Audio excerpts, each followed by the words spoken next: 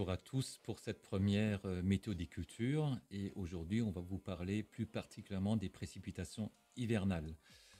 Alors on va vous présenter un premier graphe qui exprime le cumul des précipitations sur le cycle du blé puisque c'est la saison.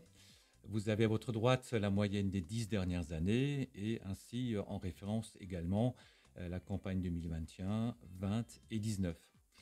Donc l'automne est plutôt sec, mais c'est pas trop grave puisqu'on a eu quand même une année 21 très très humide et on a un déficit hydrique pour le mois d'octobre, novembre et décembre de environ une trentaine de millimètres. Janvier est également déficitaire par rapport aux autres années, surtout par rapport à la moyenne des 10 dernières années de 20 millimètres. Et février est juste à la normale, mais lorsqu'on cumule tous ces petits déficits, au final, on a près de 55 millimètres de manque d'eau. Mais je répète, ce n'est pas trop grave. Regardez la campagne 2019 qui correspond à peu près à ces mêmes précipitations. On a fait aussi un petit point sur les précipitations par petits secteurs, du nord au sud du département, donc de l'Alsace-Bossue, l'Outre-Forêt, Rive Nord jusqu'au Rive Sud, et aussi par rapport à la moyenne des 10 dernières années. Et on constate en toute logique, parce que c'est un peu normal dans notre département qu'en hiver, il pleut un peu plus dans le nord du département et sur les piémonts vosgiens. Mais il y a bien entre 70 à même plus de 100 millimètres d'eau par rapport au secteur centre et surtout sud, qui est bien en dessous d'une moyenne, notamment par rapport à la moyenne des 10 dernières années sur la base Ensheim. Enfin, je vous montre deux petites photos sur les observations dans les parcelles en céréales.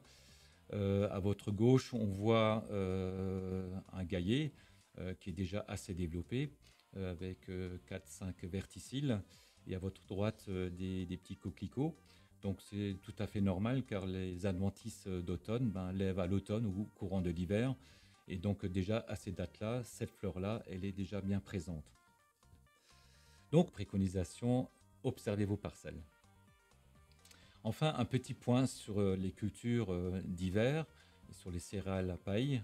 On est globalement au stade étalage. Je répète, le stade, il est en fonction des dates de semis et de la variété. Les céréales ont quand même peu souffert dans les situations hydromorphes, liées à des précipitations un peu plus faibles que d'habitude. Les cultures sont bien implantées, n'ont pas souffert de gel. Et il n'y a non plus eu de risque de pucerons puisque les semis globalement ont été réalisés à une date tardive. Donc la priorité au niveau des céréales à paille, c'est le premier rapport, il est en cours. Et aussi, dès que possible, en fonction des conditions climatiques et de la flore présente, c'est éventuellement de réaliser un désherbage. Concernant la culture de colza, on est vraiment en phase de reprise. Le colza, il a été bien implanté. Il y a eu peu d'élongation de culture, d'élongation de tiges. Et il y a eu peu de présence d'altise. Les infestations sont plutôt faibles dans notre département. Par contre, on observe les premiers vols de charançons et on les observe dans les cuvettes jaunes. Donc, ce que je peux déjà vous recommander, c'est quand même d'installer des cuvettes jaunes pour observer ce vol. Il a débuté, je dirais, vraiment cette semaine. Il est déjà plus intense et donc il est à surveiller au moins sur 8 à 10 jours.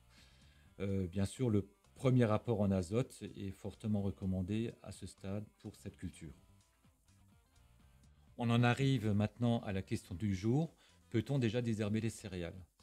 Alors, comme je l'ai dit, par rapport au stade du blé, par rapport à la présence d'adventices, peut-être.